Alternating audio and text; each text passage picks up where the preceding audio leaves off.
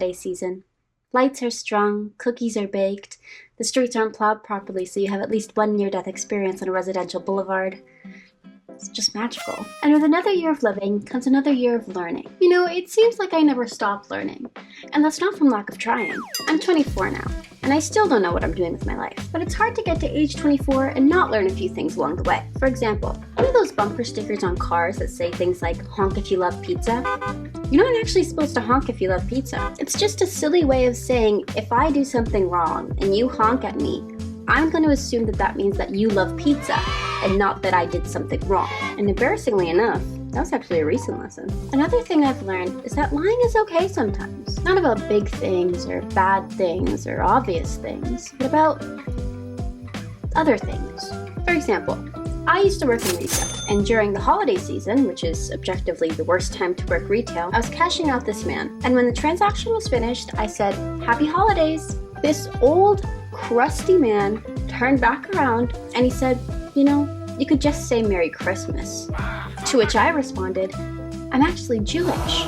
To which he, of course, apologized and laughed. Now, I'm not Jewish. I went to a Catholic school from junior kindergarten up to grade 12. I love Christmas, but I didn't love his attitude. So, happy Hanukkah, jerk. Speaking of lies, don't trust any diets that you see online. You should not be cutting out one food group entirely unless you're allergic to it, or if it's for religious reasons, or if you're vegan or things like that. I went on a bit of a weight loss journey this year, and I lost 20 pounds without cutting anything completely out.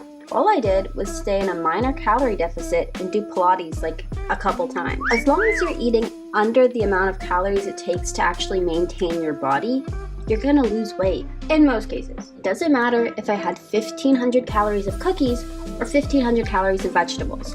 As long as I'm under 1,500 calories, I'm losing weight. And if you think that it's too much of a deficit, then just go on a little walk so that you can have a sweet treat afterwards. Girl math. Sure, it took me a while to do it, and I'm not necessarily at my peak performance, but I do feel better than when I started.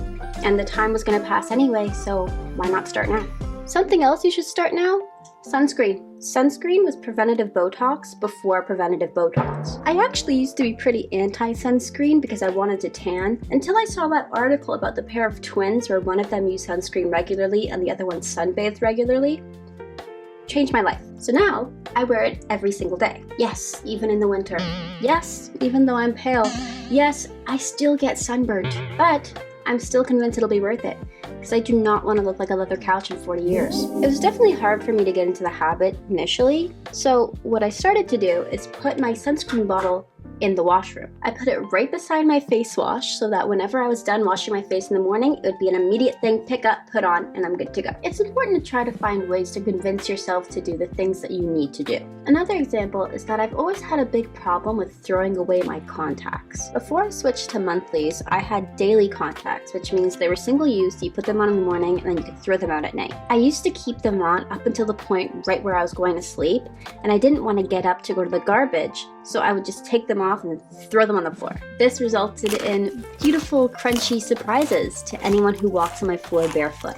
Gross, I know. The solution? A mini bathtub. I could still leave in my contacts right until I was going to bed, and when I was ready to take them off, I just put them in a tiny bathtub on my nightstand. And with time, it starts to look like the bathtub is getting full with bubbles. So I figured out a way to do what I needed to do, which was stop throwing my contacts on the floor, and I convinced myself to do what needed to be done by making it fun for me, because sometimes you need a little bit more motivation than because I said so. On the topic of convincing, you can't convince a drunk person to eat a plate of chicken. People love to say, "Oh, that wasn't me last night, I was so drunk." But if that were true, then you could convince drunk people to do anything. And if I slid a steaming plate of poop in front of you at a bar and said, "Eat up, girl," you wouldn't do it. Why? Because that's not who you are. You're not a poop eater, so you're not gonna eat poop. So when people cheat or fight or say horrible things when they're drunk and they blame it on the alcohol, it's not a valid excuse. And I've definitely done things under the influence that I normally wouldn't do so, but all alcohol does is lower inhibitions. It doesn't ignore deep-set morals. Oh my god, I got so drunk last night that I texted my ex that I miss him. Girl, you're so silly. Oh my god, I got so drunk last night that I started calling people slurs and I kissed my best friend's boyfriend. Girl, get help. I also learned that girls will get made fun of for literally anything they do. If they like traditionally girly things, they're a bimbo. If they like traditionally masculine things, they're a pick-me. Too much makeup is trying too hard. Not wearing any makeup isn't trying at all. Got work done, you're fake. If you don't, you need it. And the problem is not plastic surgery. The problem is that the people who are deciding what the ideal person should look like are the only people that can afford to look like that. And this isn't to say that men don't have problems too, but the problems for everyone, no matter what their sex, were ultimately invented and upheld by only one of them. And that's not me being political. It's just the truth. Oh, and not being political isn't a choice. It's a privilege. When someone says, oh, I don't do politics, what they're really saying is nothing happening in the world right now is affecting me enough to care about it. And if you can afford to sit out, that means that the system is already in your favor. It's like being on a sinking ship and saying, well, my side of the boat is still dry, so I haven't thought about learning how to swim yet. And besides, my parents own a life jacket company, so why don't you just ask your parents for a life jacket? What do you mean they don't have one? What's next? You're gonna tell me you don't ski?